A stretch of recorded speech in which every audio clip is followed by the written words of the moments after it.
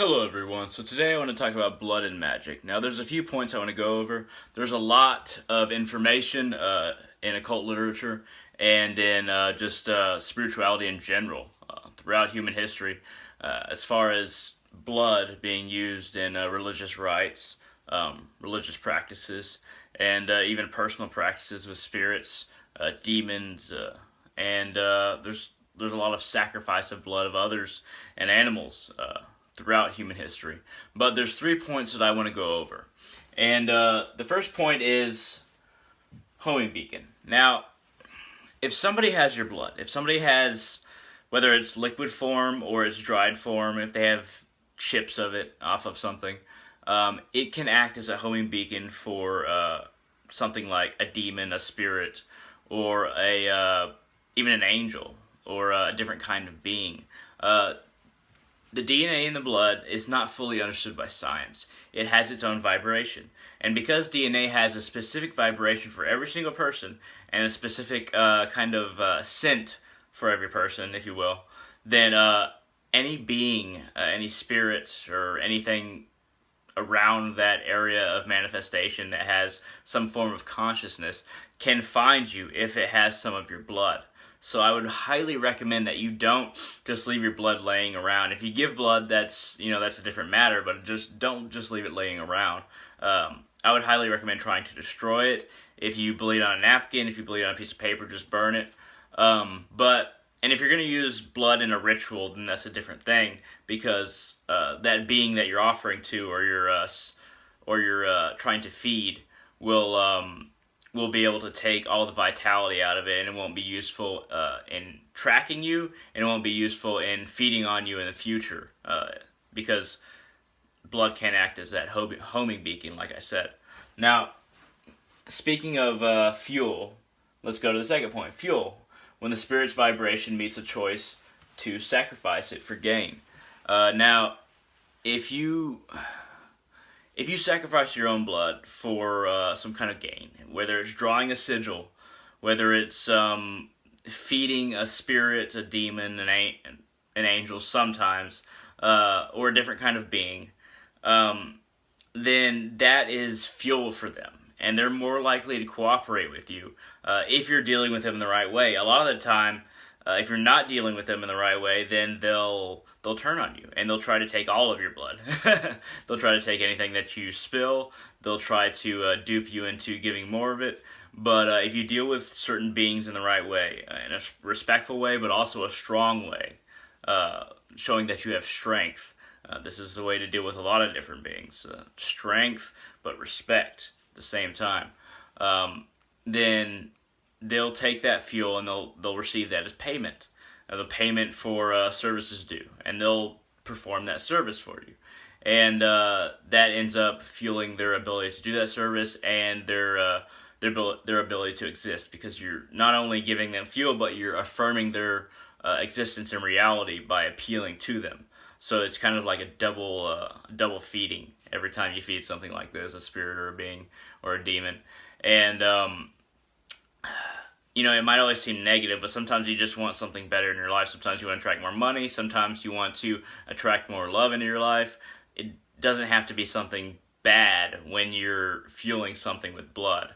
It just means that you're willing to sacrifice a bit of your life force for whatever need that needs to be fulfilled. And it doesn't mean that your life force won't be replenished, but if you spill too much blood, your life force won't be able to be replenished. If you sacrifice blood too much, in large quantities, I'm not just talking about your physical ability to make blood, I'm talking about your spiritual ability to hang on to life force for as long as possible. You won't be able to replenish that if you sacrifice too much blood. That's why it should be used only in very, very rare to very important circumstances. And, I'm not going to put a number on how many times you can sacrifice blood, but just make it something that's not regular. Make it something that's very important to you. And actually, it'll mean more that way, too. Now, we're going to go to the last point, the third point that I want to go over, and it's offering to a spirit or being. When you're offering blood, like I said, you need to show respect, and you need to show strength. But you also need to understand that the market isn't always fair. When you're going to the market to pay for something, somebody might try to trick you, dupe you, as I said earlier. And the way to figure out if a spirit or being, a demon, is trying to dupe you and not do the service for you and just take your payment, is you have to figure out how you can not necessarily threaten this being, demon, spirit, but show it that you know how to put it in its place if it runs away with your payments. And just like anybody in the real world, you have to show it that you know how to put it in its place. That doesn't mean that you have to summon an angel that will counter a demon. That doesn't mean you have to summon a spirit that is a lord of spirits and say, okay, put this demon or this spirit down if they don't serve me. It just means that you have to make it clear in whatever practice you're working in and whatever tradition you're working in, that there will be consequences if the payment isn't accepted and then the service rendered. Now, this isn't an easy task. It isn't something that anybody can just do. You have to understand what can counter the spirit. You have to understand the ins and outs of the spirit and what it wants. And a lot of the time, the simple desire to have future callings, future offerings, and future blood will make a being, a demon, a spirit, basically render the service to you. A lot of the time, they'll do it just because if you're likely to call them again, then they want more. So if you make that clear as well, then you're more likely to be dealt with in the way that you want to be dealt with. Now, it's very important to always consider that there are many different types of beings that you'll be offering to if you practice magic. But you have to understand the dynamics of them. If you're constantly dealing with angels, then demons aren't going to come as near to you. If you're constantly dealing with demons,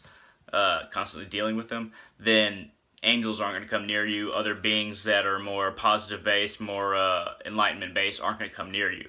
So you have to decide, okay, you have to focus your energy on something you're calling. You have to completely focus and say, okay, I want you to come for this.